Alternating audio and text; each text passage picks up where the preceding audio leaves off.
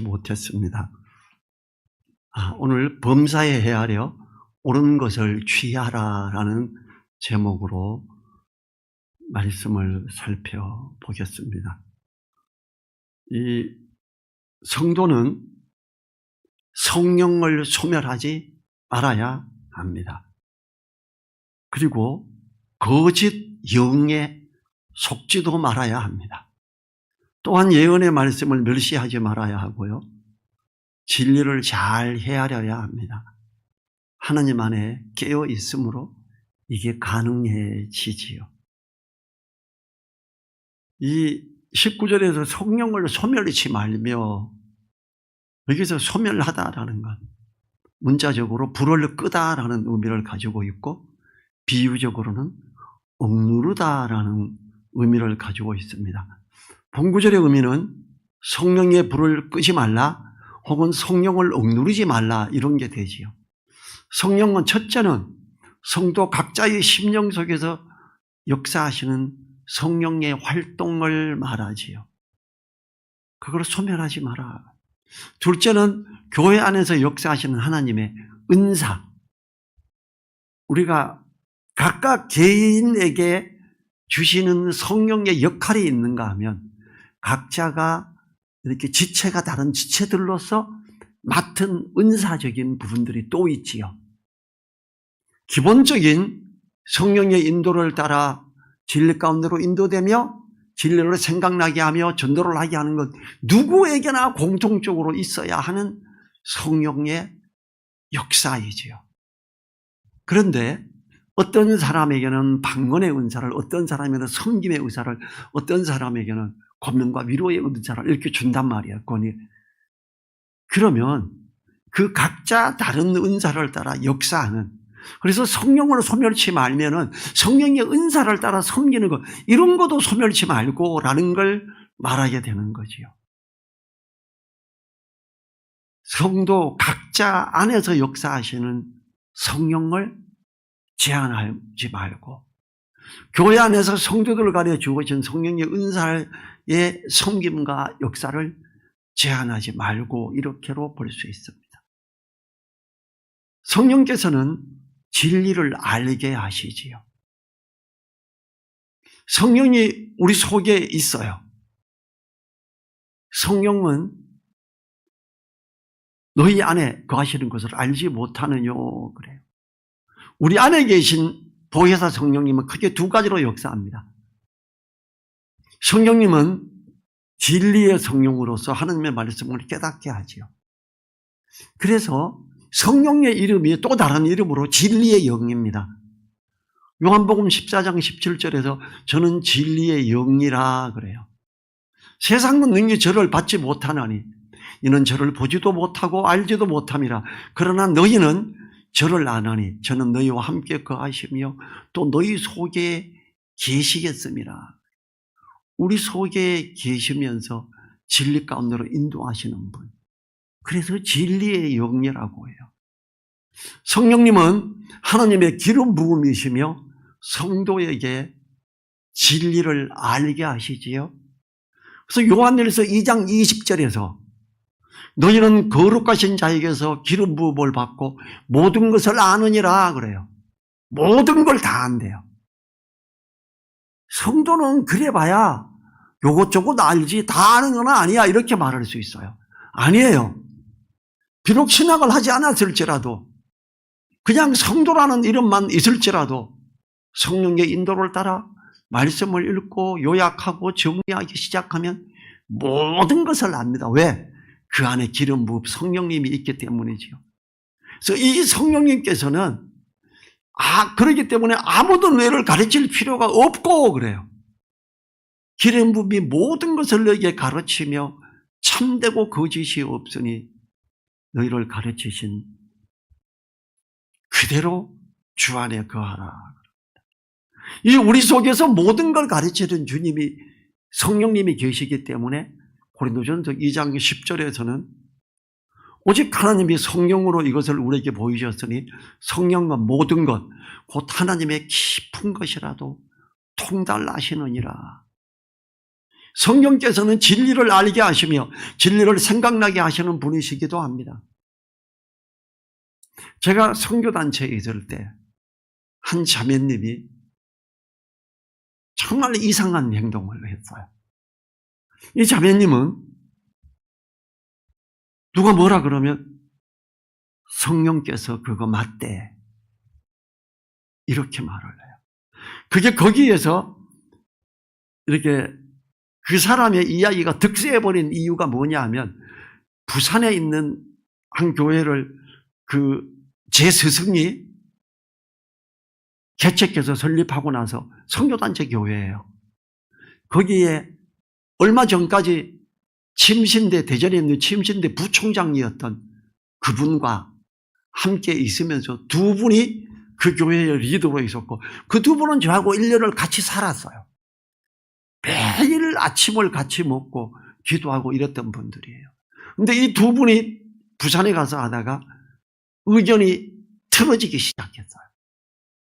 이게 사단은요, 두루 다니며 삼킬자를 찾는데 두 분 다 서강대 출신이고 두 분 다 공부를 정말로 잘했던 분들이에요.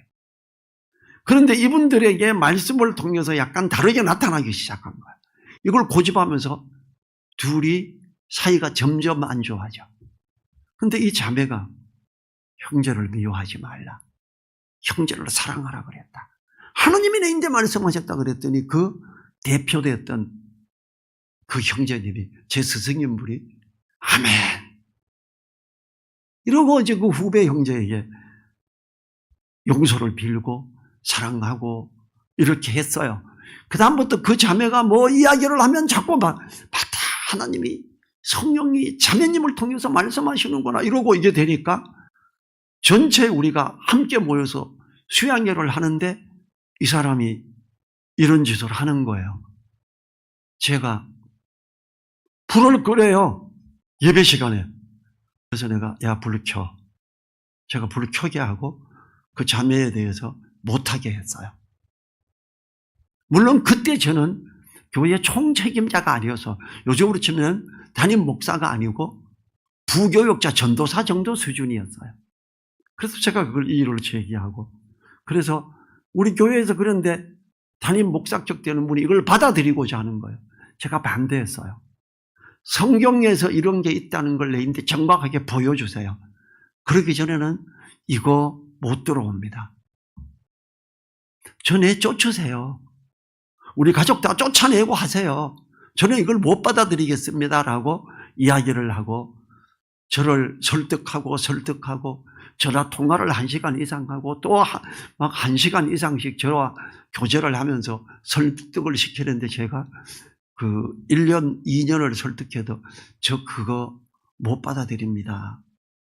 그러니까 성경 몇 장 몇 절 펴서 딱 말하세요. 그럼 받아들일게 이랬어요. 없잖아요. 그래서 제가 있던 그곳에서는 그걸 받아들이지 않기로. 그러면 다음 주 주일날 교회에서 선포하세요.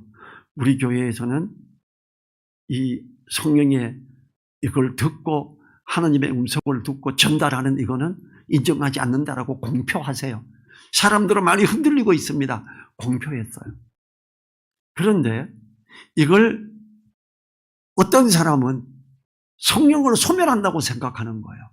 그래서 그것이 아님을 정확하게 설명하고. 그런데 이 자매님이 결혼한 자가 아니었어요. 싱글이었어요. 유방암이 걸렸어요. 형제들이 회개하고 나아가면 하나님이 낫게 해준다 그러대. 그걸 또 전달하는 거야, 교회. 왜 그러세요? 그 자매 이상한 거 알잖아요. 그래서 제가 그랬어요. 그 자매가 이번에 암 걸리는 걸로 빨리 죽었으면 좋겠다. 낫지 않고. 그래야 형제 자매들을 혼란하지 않게 하지. 근데 석 달 뒤에 진짜 죽었어요. 안타깝죠. 젊은 여자가 죽었는데. 마음이 아팠어요. 그렇지만 한편으로는 이제 미혹하게 하는 자가 없어졌구나 싶은 거예요. 우리는 미혹되어 가면 안 됩니다. 자, 두 번째로 성령께서는 탄식하시며 기도하시는 분이십니다. 로마서 8장 26, 27절에서 이와 같이 성령도 우리 연약함을 도우시나니 우리가 마땅히 빌 바를 알지 못하나 오직 성령이 말할 수 없는 탄식으로 우리를 위하여 친히 간구하시느니라. 마음을 감찰하는 이가 성령의 생각을 하시나니 이는 성령이 하나님의 뜻대로 성도를 위하여 간구하심이니라. 그래요.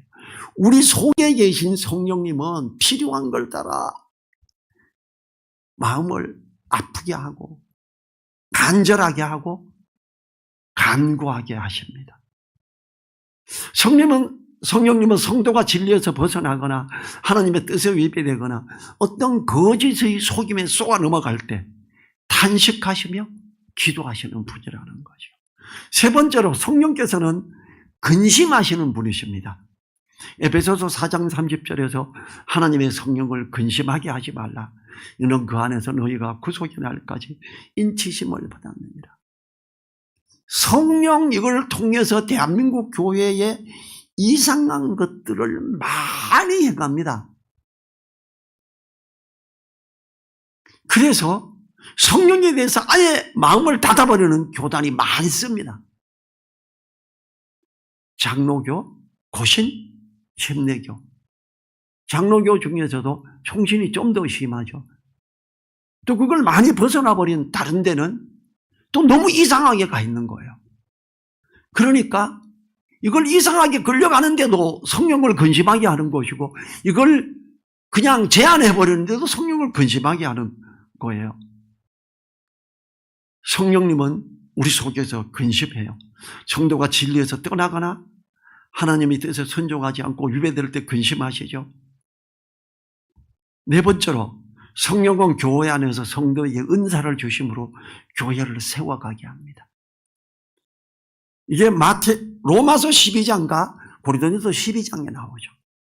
로마서 12장 6절부터 8절에는 우리에게 은혜대로 받은 은사가 각각 다르니 혹 예언이면 믿음의 분수대로 섬기는 일이면 섬기는 일로 가르치는 자면 가르치는 일로 권위하는 자는 권위하는 일로 구제하는 자는 성실함으로 다스리는 자는 부지런함으로 긍휼을 베푸는 자는 즐거움으로 할지니라.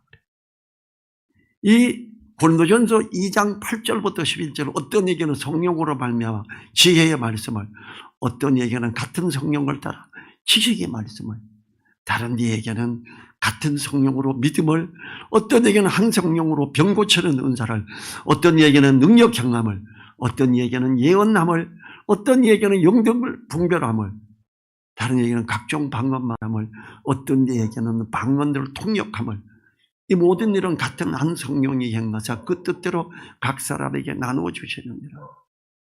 제가 성령의 은사에 대해서 성령의 공통적인 은사에 대해서 강의를 한 적이 있어요. 여러 목사님들을 모아놓고 그랬더니 순복음 교회 개통에서 하이레벨이에요.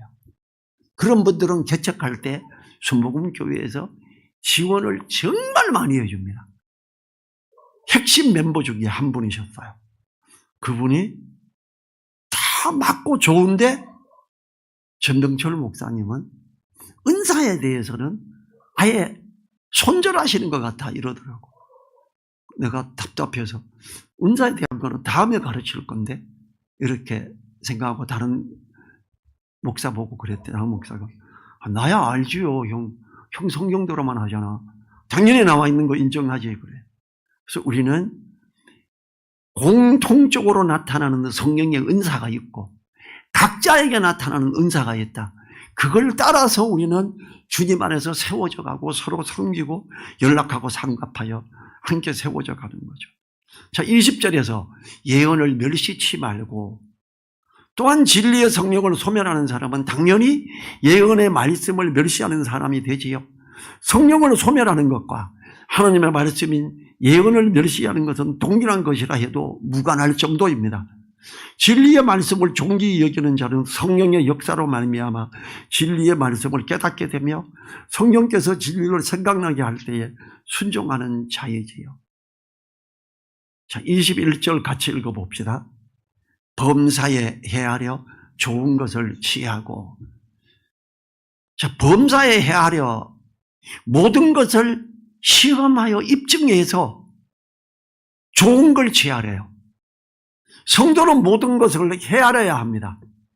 앞구절에 예언이라 할지라도 헤아려야 하고 예언의 말씀은 멸시하지 말아야 합니다. 그러나 헤아려야 하는 것은 분명합니다. 하나님은 분명히 예언의 말씀을 들을 때는 간절한 마음으로 듣고 그런가 하여 성경 말씀을 자세히 살펴보라고. 이 베레아 사람은 데살로니가 사람보다 더 신자적이어서 그래요. 사도행전 17장 11절이죠. 간절한 마음으로 말씀을 받고 이것이 그러한가 하여 날마다 성경을 상고함으로. 많은 경우에 목사님이 말씀을 전하면 그대로 받아들이게 됩니다. 그러나 오늘의 말씀을 살펴보면 분명히 헤아려야 함을 말합니다. 특히 말씀을 왜곡되이 전하는 사람들이 많은 이 시대에는 더욱 헤아려야 하지요. 우리나라 대부분의 교회는 직분자들을 세울 때에 헌금을 정해놓고 하게 합니다. 제가 직분자라고 하는 것은 안수집사나 권사 장로를 말해요. 안수집사나 권사의 근거는 200만 원에서 400만 원 정도의 헌금을 하게 합니다. 장로로 세울 때는 1000만 원에서 4천만 원 정도의 금액을 정해놓고 있는 실정입니다. 대부분 교회가 그래요. 이것은 엄연히 말씀과 위배되는 잘못된 것임에도 대부분의 교회에서 그렇게 하고 있지요. 말씀에서는 분명히 성령과 지혜가 충만한 사람을 세워야 한다고 합니다. 누가 돈을 어느 정도 내야 한다고 하지 않습니다. 근데 돈을 왜 내는지 아세요? 안수하러 올 때 다른 목사님들을 불러요. 불러서 축사하고 어쩌고 안수하고 그럼 그들에게 사례비를 다 줘야 돼요. 그럼 안 부르면 되잖아요.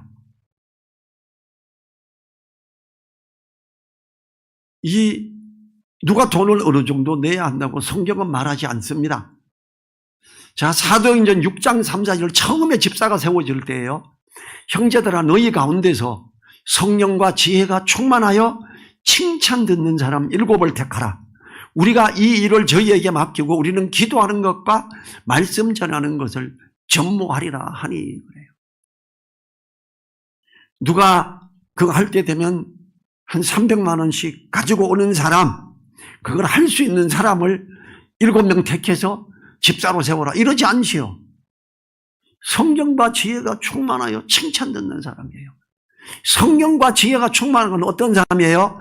성령으로 말미암아 진리의 말씀을 깨달아 알고 말씀을 묵상하며 그러므로 하나님 앞에서 옳게 바르게 세워져 가고 진리에 대한 걸 깊이 있게 아는 사람들이에요. 거기서 칭찬 듣는 사람, 더 열심히 잘 그들을 세우래요.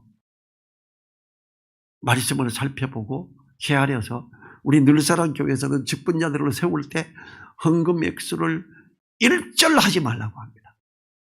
감사함으로 따로 할 수는 있겠지요. 그거는 뭐 누가 감사헌금 하는 거 뭐라 그러나요? 다만 그들이 수건이나 우산이나 누구 손님들 초청하거나 다른 사람들에게 기념 선물은 하나 할 수 있으면 해라. 이것도 의무적인 건 아니에요. 안 해도 돼요. 그렇게 하고 있지요. 전에 장로를 한번 세울 때 여전히 그렇게 하지 않았어요. 그리고 식사 대접을 하게 됐는데 식사 대접은 교회에서 해줬어요. 손님들을 초청하고. 우리는 항상 지혜를 구해야 돼요.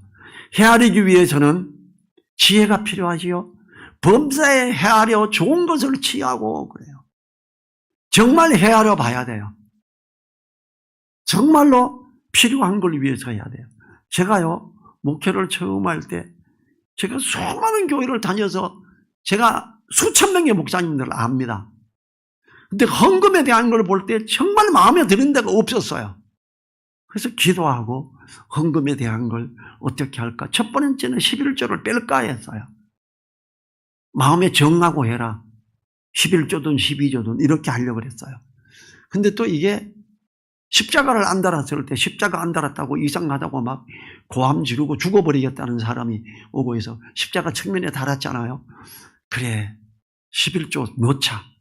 감사한 건 넣고 성경은 사랑 나누면 다른 데서 못 봤지만 성경에 있는데 이걸 하는 데가 없더라. 그래서 만들어서 넣었어요. 우리는요, 범사에 헤아려서 좋은 걸 취해야 됩니다. 주님 안에서도 그래요. 부부 간에도 그래요. 우리가 범사에 헤아려서 좋은 걸 취하고 하나님이 이걸 원하시는 거예요. 자, 22절에서 악은 모양이라도 버리라. 내인데 유익한 것 같은데 그게 악한 부분이 있으면 버리라는 거예요. 악한 것으로 판명된 것은 어떤 경우에도 버리라고 합니다. 반대로 좋은 것으로 판명된 것은 어떠한 경우로도 붙들고 있어야 합니다. 앞구절에 범사에 헤아려 좋은 것을 취하고를 생각하면 악한 것을 버리기 위해서도 헤아려야 함을 알게 됩니다. 성도가 하나님이 주시는 지혜로 말미암아 헤아림으로 선한 것과 악한 것을 분별하게 됩니다. 분별 후에 결단이 필요한 것입니다. 취할 것과 버릴 것, 성도의 결단으로 인하여 되어집니다. 교회에서는 말씀 안에서 깨어 있으므로 분별이 가능하게 됩니다.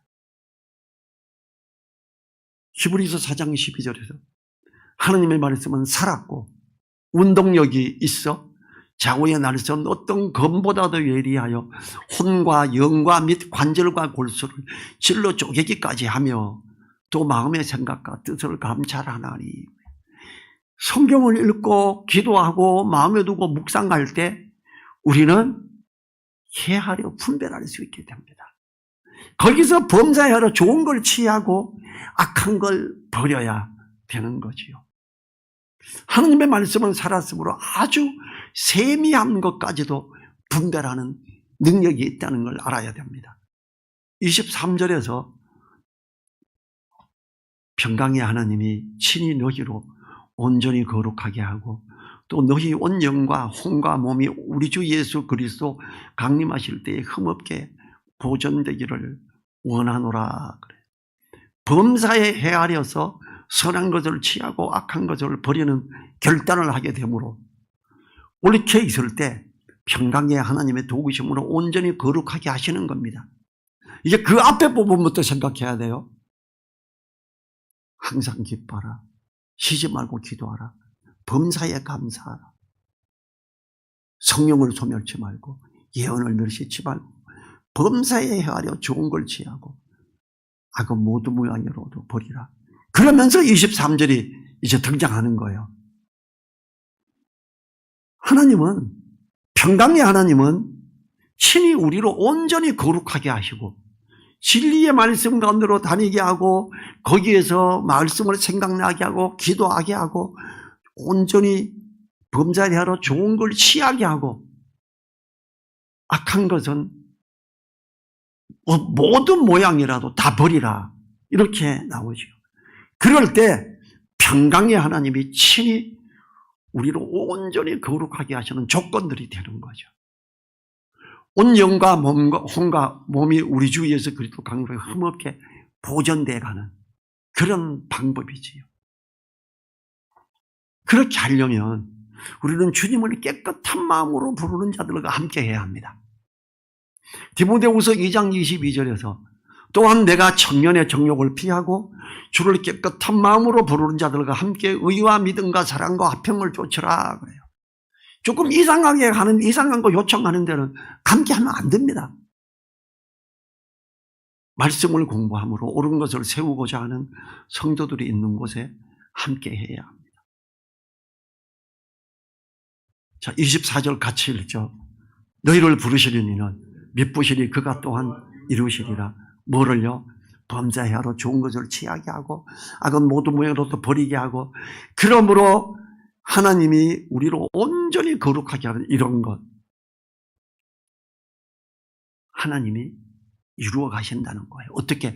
성령의 역사를 통해서 우리를 인도하시며 자각하게 하시며 돌아보게 하시며 서로 섬기게 하시며 은사를 통해 그러면서 우리로 이루게 하시는 거예요. 성도가 제대로 분별함으로 옳게 있게 하시는 믿을 만한 인도하시는 분. 하나님을 바라고 기도하며 주님 안에 있는 자들에게는 영을 분별하고 말씀을 분별하여 옳게 있게 하십니다. 하나님이 친히 이루심으로 염려 속에 있을 필요는 없습니다.